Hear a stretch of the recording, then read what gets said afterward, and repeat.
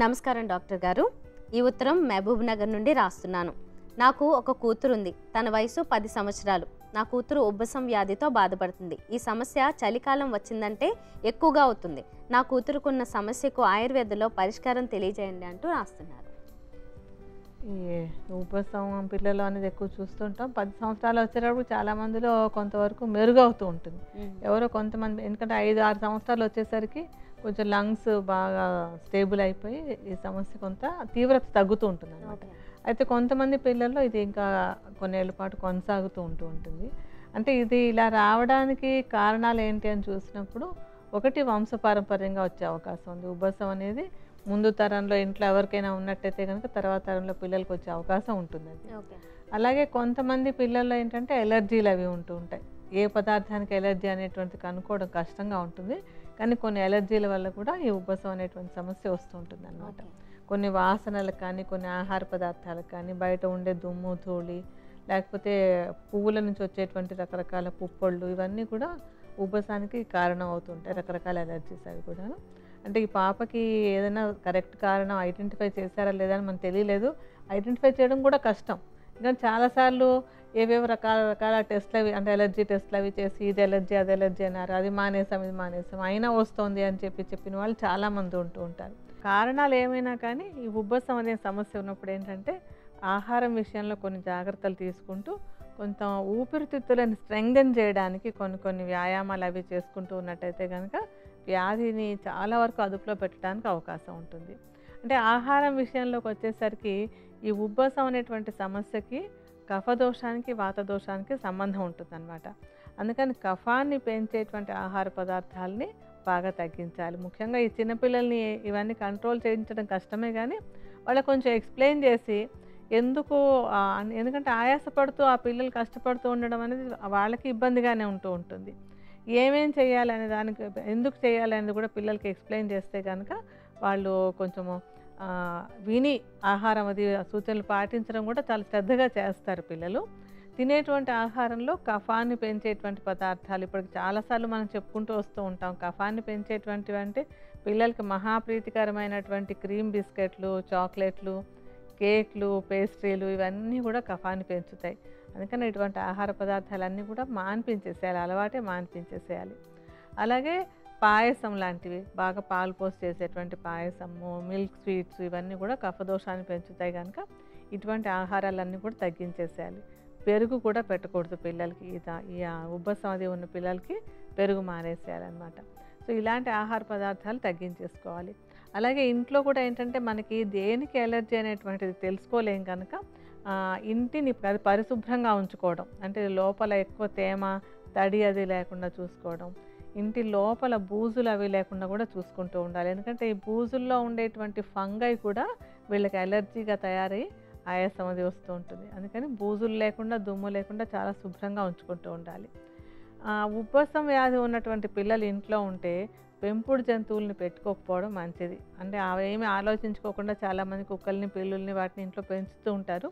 కానీ పిల్లలకి ఎవరికైనా ఉబ్బసం ఉందంటే మాత్రం ఇంట్లో పెట్స్ని పెంచకుండా ఉండడం మంచిది అన్నమాట.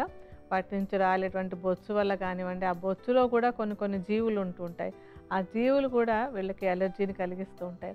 అలాగే బొచ్చుకి ఏంటంటే ఈ పెట్స్ అవి కూడా యూరిన్ పాస్ చేసిన తర్వాత టాయిలెట్కి వెళ్ళినా కూడా ఎంతో కొంత వాటి హెయిర్కి అది అంటుకుంటూ ఉంటుంది. ఇవన్నీ కూడా పిల్లల ఎలర్జీని పెంచడానికి కారణం అవుతూ ఉంటాయి కనుక పెట్స్ని పెంచకుండా ఉండడం ఒక మార్గం, అది కూడా మానేస్తూ ఉండాలి. అలాగే ఏంటంటే పిల్లలకి ముఖ్యంగా ఈ ఉబ్బసం అది ఉన్నటువంటి పిల్లలకి కాస్త పరిగెత్తి ఆడిన ఆయాసం వచ్చేస్తూ ఉంటుంది. అలాగే కొంచెం ఎక్కువ గట్టిగా నవ్విన ఆయాసం వస్తూ ఉంటుంది. ఇలాంటి ఇబ్బందులన్నీ ఉంటూ ఉంటాయి. అలాగే వాళ్ళకి ఏంటంటే కొంచెం గట్టిగా నవ్వినప్పుడు అప్పుడు కూడా దగ్గు వచ్చేసి ఊపిరాడినట్టుగా అయిపోతూ ఉంటుంది. ఇలాంటివన్నీ ఉంటాయి కనుక కొన్ని ప్రాక్టీసెస్ లంగ్ కెపాసిటీని పెంపొందించేటట్టుగా కొన్ని యోగా ఆసనాలు, ప్రాణాయామాలు అవి కూడా సాధన చేయించాలన్నమాట. అంటే యోగా ఆసనాలు అవన్నీ ఏంటంటే కొన్ని ఆసనాలు చెస్ట్ని ఎక్స్పాండ్ చేసే ఉంటూ ఉంటాయి. అంటే బాగా ఓపెన్ చేసేలాగా. మామూలుగా ఒట్టిగా ఉన్నప్పుడు మనం ఇలా కూర్చొని ఉంటాం, అలా కాకుండా కొంచెం బాగా బాడీని ఎక్స్పాండ్ చేసేలాంటివి ఆసనాలు కొన్ని. అలాంటి ఆసనాల్లో అంటే పేర్లన్నీ వేస్ట్ అనమాట. ఈ పేర్లు చెప్పుకోవడం, చేతులన్నీ బాగా చాపేటువంటివి, చేతులు పైకెత్తి అంటే లంగ్స్ని ఎక్స్పాండ్ చేసేలాగా ఉండాలన్నమాట. చేతుల్ని బయటకు చాపేవి, బాగా పైకెత్తేవి, ఇలాంటి ఆసనాలు కొన్ని. కింద పడుకున్నా కూడా చెస్ట్ని బాగా రేస్ చేసే ఉంటుంటాయి. అంటే చెస్ట్ని ఎక్స్పాండ్ చేసేలాగా ఉండేటువంటి మూమెంట్స్ అన్నీ కూడా ఈ ఆసనాల్లో కొన్ని కొన్ని ఉంటాయి. అలాంటి ఆసనాలు లేకపోతే కొన్ని స్ట్రెచెస్ కానీ అవి ఆయాసం ఎక్కువగా లేని టైంలో పిల్లల చేత ప్రాక్టీస్ చేస్తూ ఉండాలి. వీటితో పాటుగా ఏంటంటే ప్రాణాయామాలు కొన్ని. ఈ ప్రాణాయామాలు కూడా ఆయాసం ఎక్కువ లేనప్పుడు, ఎందుకంటే ఈ పిల్లలకి కొంత టైంలో అసలు సమస్య ఉండదు, అసలు వీళ్ళకి ఉబ్బసం ఉందా అన్నట్టుగా ఉంటూ ఉంటారు. ఆ టైంలో అది మర్చిపోకుండా అప్పుడు ఈ ఎక్సర్సైజెస్ ప్రాణాయామాలు చేయించాలన్నమాట. ఈ ప్రాణాయామాలన్నీ కూడా బాగా డీప్ బ్రీదింగ్ టెక్నిక్స్. బాగా డీప్ బ్రీదింగ్ అనేది ప్రాక్టీస్ చేస్తూ ఉంటే లంగ్స్ బాగా స్ట్రాంగ్ అవుతాయి. సో లంగ్స్ బాగా స్ట్రాంగ్ అయినప్పుడు ఏంటంటే మెయిన్గా ఉబ్బసం ఉన్నప్పుడు ఊపిరితిత్తుల్లో ఉండేటువంటి నాళాలు కుంచుకుపోతూ ఉంటాయి వాళ్ళకి. అందుకని ఆ గాలి సరిపోక దగ్గొచ్చి ఆయాసం వచ్చి అవుతూ ఉంటుంది. అందుకని ఈ మిగతా టైంలో ఉబ్బసం లేని టైంలో వాళ్ళు చేసే ప్రాణాయామాలు కనుక డీప్ బ్రీదింగ్ టెక్నిక్స్ అన్నీ ప్రాక్టీస్ చేస్తూ ఉంటే ఈ లంగ్స్ ఎఫిషియెంట్ అవుతాయి. మిగతా పిల్లలకి ఎలా అయితే సమస్య లేకుండా హాయిగా ఉంటున్నారో వీళ్ళ లంగ్స్ కూడా అలాగా మార్పు రావడానికి అవకాశం ఉంది. చాలా రీసెర్చెస్ కూడా జరిగాయి దాని మీద. అంటే ఈ ప్రాణాయామాలు అవన్నీ చేసినప్పుడు వాళ్ళ లంగ్స్ ఎఫెక్టివ్గా బాగా పనిచేసి తర్వాత ఉబ్బసం ఒక తీవ్రత బాగా తగ్గుతూ వస్తుంది. ఎందుకంటే ఉబ్బసానికి ఊరికేదో ఆ టైంకి మందేస్తే తగ్గిపోయింది అనుకునేటువంటి సమస్య కాదు అది. అది చాలా కాలం ఉంటుంది. తగ్గిపోగానే మర్చిపోయి మళ్ళీ వచ్చినప్పుడు అయ్యయ్యో అని కష్టపడుతూ ఉండడం చాలామంది చేసేటువంటిది. అందులో చిన్నపిల్లలు చేయించడం అంటే కొంచెం కాస్త తల్లులకి ఆ తండ్రులకి కూడా ఓపిక ఉండాలి దానికి కూడాను. ఓర్పుగా మిగతా టైంలో కనుక ఈ ప్రాణాయామాలు ఆసనాలు చేయిస్తున్నట్టయితే వీళ్ళకి ఆ ఉబ్బసం అటాక్స్ వచ్చేటువంటి ఫ్రీక్వెన్సీ ఇంటెన్సిటీ రెండు కూడా బాగా తగ్గుతాయి అన్నమాట. సో ఇవన్నీ కూడా దృష్టిలో ఉంచుకోవాలి. ఆ తర్వాత ఏంటంటే ఆహారంలో వెల్లుల్లిపాయ ఒకటి తీసుకుంటున్నట్టయితే ఈ ఉబ్బసానికి ఒక మంచి ఔషధంగా ఉపయోగపడుతుంది అన్నమాట. సో వంటల్లో వాటిలలో వెల్లుల్లిపాయ వేసుకోవడం కానీ, లేకపోతే ఒట్టిగా అంటే కొంచెం చిన్నపిల్లలకి కాన్స్టిపేషన్ లాంటి ఇతర సమస్యలు లేకపోతే కనుక 1-2 వెల్లుల్లిపాయలని కొంచెం దంచేసి ఒక కప్పు పాలల్లో ఈ 2 వెల్లుల్లిపాయలు వేసి బాగా మరిగించి పాలు బాగా కాచి వడగట్టేసి రోజు ఒకసారి కొంచెం ఆ వెల్లుల్లితో కాచినటువంటి పాలను ఇస్తూ ఉంటే కూడా ఉబ్బసం అనేది ఎక్కువ లేకుండా ఉంటుందన్నమాట. అలాగే ఇంకా ఏంటంటే ఈ ఉబ్బసం సమస్య అది ఉన్నప్పుడు ఇంట్లో కొంచెం కొబ్బరి నూనెలో ఒక కర్పూరం వేసి వేడి చేస్తే కనుక కొబ్బరి నూనెలో కర్పూరం కరిగిపోతుంది. ఆ కరిగిపోయినటువంటి కర్పూర తైలాన్ని విడిగా పెట్టుంచుకొని పిల్లలకి ఛాతీ పైన రాస్తూ ఉంటే కూడా వాళ్ళకి చక్కగా ఊపిరి తీసుకోవడానికి దానికి ఫ్రీగా ఉంటుందన్నమాట. సో అలా కూడా చేస్తూ ఉండొచ్చు. తర్వాత ఇంకా ఏంటంటే మామూలుగా ఇవే కాకుండా పాలు తాగేటప్పుడు పాలను బాగా వేడివేడి పాలలో మంచి పసుపు, మనకి కల్తీ పసుపు కాదు అని నమ్మకంగా ఉండాలంటే హాయిగా పసుపు గమ్ములు తీసుకొచ్చి ఇంట్లోనే దంచి మెత్తటి పొడి చేసుకోవచ్చు. అలాగ బాగా ఫైన్గా తయారు చేసుకున్నటువంటి పసుపు పొడిని ఒక కప్పు పాలల్లో ఒక చిన్న చెంచాడు ఈ పసుపును కూడా వేసి రోజు ఇస్తూ ఉంటే కూడా ఈ ఉబ్బసం ఉండేటువంటి వాళ్ళలో ఎలర్జీస్ ఎక్కువ ఉండి ఉబ్బసం వస్తూ ఉంటుంది. సో ఆ ఎలర్జీలు తగ్గడానికి పాలల్లో వేసినటువంటి పసుపు కూడా బాగా ఉపయోగపడుతుంది అన్నమాట. సో దాన్ని రెగ్యులర్గా ఇస్తూ ఉండడం అంటే ఔషధంగా సమస్య వచ్చినప్పుడు కాకుండా ప్రివెంటివ్గా ఇప్పుడు మనం చెప్పుకున్నటువంటి వెల్లుల్లిపాయ వేసిన పాలు కానివ్వండి, పసుపు వేసినటువంటి పాలు ఇవి ప్రివెంటివ్గా ఇస్తూ ఉంటే కనుక మళ్ళీ ఈ ఆయాసం అటాక్స్ అవి ఉబ్బసం అటాక్స్ అవి రావడం అనేది బాగా తగ్గుతూ ఉంటుంది. అలాగే కొంచెం కాస్తంత పిల్ల ఆయాసపడుతోందేమో, కొంచెం బ్రీదింగ్ డిఫికల్టీ కనపడుతోందేమో అనిపించినప్పుడు వెంటనే ఈ కర్పూరం కలిపినటువంటి కొబ్బరి నూనెని ఛాతీ పైన బాగా రాసి కొంచెం వేడి నీళ్ళలో బట్ట ముంచి కానీ చిన్న హాట్ ప్యాక్స్ మనకు వస్తుంటాయి కదా, వాటితో కానీ ఛాతీ మీద కాస్తూ ఉంటే కనుక ఆ అటాక్ పెరిగిపోకుండా ఉండడానికి అవకాశం ఉంటుందన్నమాట. ఇప్పుడు ఈ మెథడ్స్ అన్నీ ఏంటంటే వీలైనంత వరకు పిల్లలకి కొంచెం ఎక్కువ పవర్ఫుల్ అయినటువంటి మందులు అవసరం రాకుండా ఉండడానికి ఈ పద్ధతులన్నీ కూడా బాగా ఉపయోగపడతాయి. ఇప్పుడు మనం చెప్పుకున్న సూచనలన్నీ పాటించుకుంటూ చిన్న చిట్కాలు అవి తీసుకుంటూ ఉంటే చాలాసార్లు వింటూ ఉంటాం, బాగా ఆయాసం వచ్చేసింది, హాస్పిటల్లో అడ్మిట్ చేయాల్సి వచ్చింది, ఈ ట్రీట్మెంట్స్ అన్నీ చేయాల్సి వచ్చిందని చెప్తూ ఉంటారు. అలాంటి అవసరం రాకుండా ఉండడానికి ఈ ఆహారాలన్నీ జాగ్రత్తగా పాటించడం, ప్రాణాయామాలు చేయడం, మనం చెప్పిన చిన్న చిట్కాలు అవి పాటిస్తూ ఉంటే అటువంటి అవసరం లేకుండా ఉండడానికి బాగా ఉపయోగపడుతుంది. అలాగే మనం ఒక ఔషధం తయారు చేసి చూపించబోతున్నాం కదా, ఈ ఔషధాన్ని కనుక రెగ్యులర్గా పిల్లలకి ఇచ్చినట్టయితే కనుక ఉబ్బసం అటాక్స్ అనేటువంటివి బాగా తగ్గిపోతాయి. డాక్టర్ గారు, చిన్నపిల్లల్లో ఉబ్బసం సమస్య తగ్గడానికి ఔషధం తయారు చేద్దామన్నారుగా, ఎలాగో చెప్తారా? అలాగేనమ్మా, తప్పకుండా చాలా తేలిగ్గా తయారు చేసుకోవచ్చు. అయితే మరి ముందు మనం ఇందులో వాడేటువంటి మూలికలు ఏమేంటో ఒకసారి చెప్పేద్దామా? తప్పకుండా.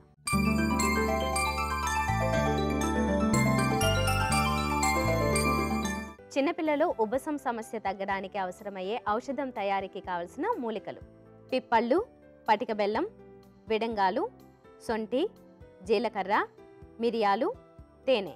కావలసిన మూలికలు చూసాం కదా. ఇక తయారీ విధానం డాక్టర్ గారిని అడిగి తెలుసుకుందాం. డాక్టర్ గారు, మరి తయారీ విధానం ఎలాగో చెప్తారా? అలాగేనమ్మా. ఇదేంటంటే చాలా ఈజీగా చేసుకోవచ్చు మనం. ఇందులో మనం వాడేటువంటి పదార్థాలు కూడా ఆల్మోస్ట్ ఇంట్లో ఉండేటువంటిదే. ఒక్క విడంగాలు ఒకటి మనకి ఇంట్లో ఉండదు, ఒకటి బయట నుంచి తెచ్చుకోవచ్చు. పిప్పళ్ళు కూడా కొంతమంది ఇంట్లో ఉండదు కనుక ఆ 2 మూలికలు తెచ్చుకుంటే మిగతా అన్నీ మనకి జీలకర్ర, మిరియాలు, సొంఠి అన్నీ ఇంట్లో ఉండేటువంటివే. అండ్ చేసుకోవడం కూడా చాలా తేలిక అనమాట. ఇందులో మనం మొట్టమొదటి తీసుకోబోయేటువంటిది పిప్పళ్ళు.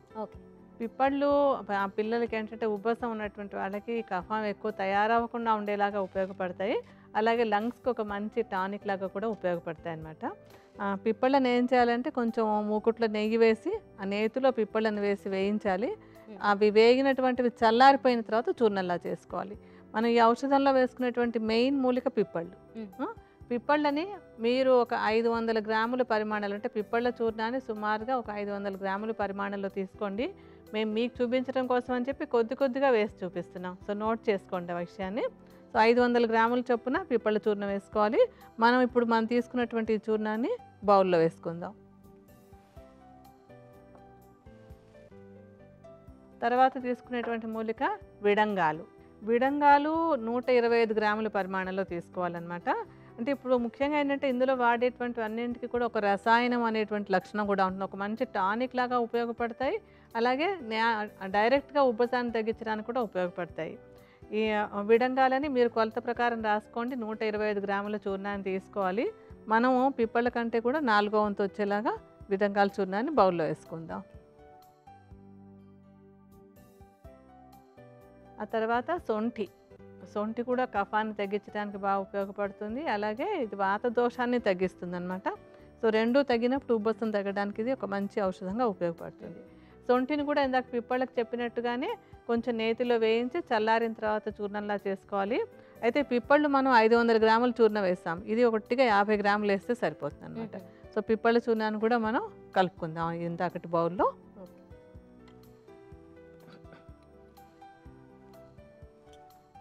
తర్వాత మిరియాలు అందరికీ ఇళ్లలో ఉండేటువంటిది కదా. మిరియాలు కూడా కఫదోషాన్ని బాగా తగ్గించి శ్వాస ఫ్రీగా తీసుకోవడానికి ఉపయోగపడుతూ ఉంటాయి. ఎందుకంటే ఆ కఫాన్ని కరిగించి బయటకు పంపించేసేటువంటి గుణం మిరియాల్లో ఉంటుంది. మిరియాలను కూడా సొంటిలాగానే 50 గ్రాముల పరిమాణంలోనే తీసుకోవాలి. అంటే మెత్తటి చూర్ణలా చేసేసుకుని తినే వేయించుకోక్కర్లేదు. ఒట్టిగా పొడి చేసేసి 50 గ్రాముల మెత్తటి చూర్ణాన్ని ఇందాకటి బౌల్లో వేసుకోవాలి. కొంచెం మిరియాల చూర్ణం కూడా కొద్దిగా వేద్దాం. తర్వాతది జీలకర్ర. అందరికీ వంటింట్లో ఉండేటువంటిదే కదా జీలకర్ర కూడా. దీన్ని కొద్దిగా వేయించాలి. మూకుట్లో ఒట్టిగా వేసి పైన వేయించేసి దాని చూర్ణంలా చేసుకోవాలి. జీలకర్ర చూర్ణం కూడా 50 గ్రాములే వేసుకోవాలి. సో మనం ఇందాక సొంఠి మిరియాలు వేసినట్టుగానే జీలకర్ర కూడా కొద్దిగా వేసుకుందాం. ఇప్పుడు ఈ చూర్ణాలన్నింటినీ ఒకదాంతో ఒకటి బాగా కలిసిపోయేలాగా కలిపేసుకుందాం.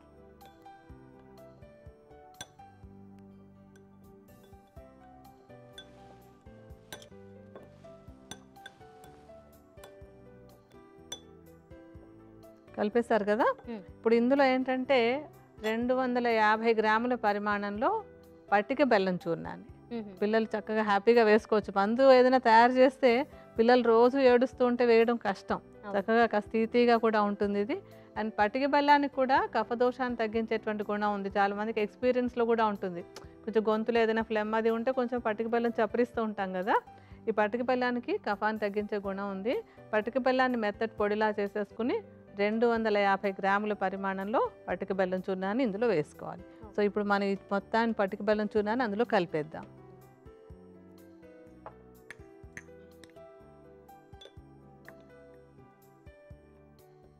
తర్వాత తేనె. పిల్లలకి మహా ప్రియమైనటువంటిది, కాస్త హాయిగా హ్యాపీగా తింటారు కదా అది. తేనె ఏమో మనం పిప్పళ్ళు 500 గ్రాములు తీసుకున్నాం కదా. ఈ తేనె కూడా 500 గ్రాముల పరిమాణంలో తీసుకోవాలన్నమాట. ఈ తేనెని ఈ మిశ్రమంలో వేసేసి బాగా కలిపేసుకోవాలి.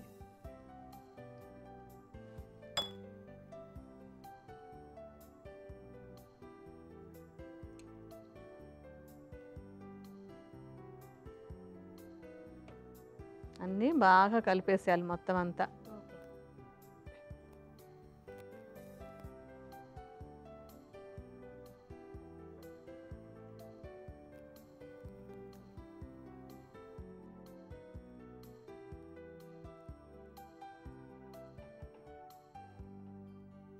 బాగా కలిసిపోయింది కదమ్మా అంతాను. చూర్ణాలన్నీ కూడా తేనెలో ముద్దలా అయిపోయినాయా? అవును, బాగా ఇప్పుడు ఏంటంటే ఇలా అన్ని కలిపేసిన తర్వాత ఒక గ్లాస్ బౌల్లోనే కలుపుకోవాలి. దాని మీద మూత పెట్టేసి ఒక 15 రోజుల పాటు కదిలించకుండా ఉంచేయాలి దాన్ని.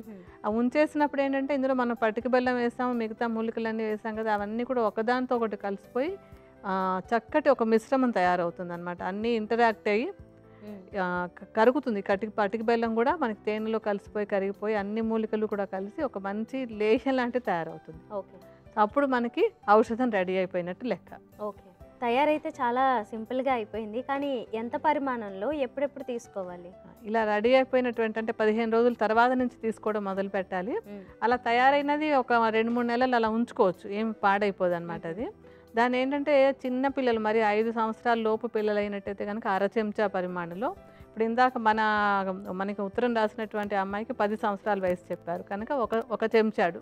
ఇప్పుడు మనం కలుపుకున్నాం కదా, ఆ కలుపుకున్న చెంచా పరిమాణంలో ఉదయం 1 చెంచాడు, సాయంత్రం 1 చెంచాడు రెగ్యులర్గా కొన్ని నెలల పాటు ఇస్తున్నట్టయితే కనుక ఉబ్బసం సమస్యని ఇతర ఔషధాల అవసరం లేకుండా అదుపులోకి తీసుకురావడానికి చక్కగా ఉపయోగపడుతుంది ఇది. చిన్నపిల్లల్లో ఉబ్బసం సమస్యను తగ్గించే ఔషధం తయారీకి కావలసిన మూలికలు, తయారీ విధానం మరొకసారి.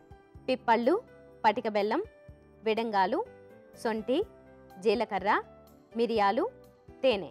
కావలసిన మూలికలు చూసాం కదా. ఇక తయారీ విధానం. ముందుగా ఒక బౌల్ తీసుకుని అందులో పిప్పళ్ళ చూర్ణం 500 గ్రాములు, విడంగాల చూర్ణం 125 గ్రాములు, నేతిలో వేయించిన సొంటి చూర్ణం 50 గ్రాములు, మిరియాల చూర్ణం 50 గ్రాములు, వేయించిన జీలకర్ర చూర్ణం 50 గ్రాములు తీసుకుని ఈ చూర్ణాలన్నింటినీ బాగా కలుపుకోవాలి. ఇలా కలిపిన మిశ్రమంలో 250 గ్రాముల పటిక బెల్లం చూర్ణాన్ని కలుపుకోవాలి. ఇలా కలుపుకున్న తర్వాత 500 గ్రాముల తేనెను కూడా ఈ మిశ్రమంలో కలుపుకొని అన్నీ బాగా కలిసేలా చూసుకోవాలి. ఇలా కలిపిన మిశ్రమాన్ని 15 రోజులు మూత పెట్టి పక్కన పెట్టుకోవాలి. తర్వాత ఒక లేహ్యం లాగా తయారవుతుంది. ఈ లేహ్యాన్ని చిన్నపిల్లలకు ప్రతిరోజు ఉదయం 1 చెంచాడు, సాయంత్రం 1 చెంచాడు కొన్ని నెలల పాటు ఇచ్చినట్లయితే చిన్నపిల్లల్లో ఉబ్బసం సమస్యను తగ్గించవచ్చు.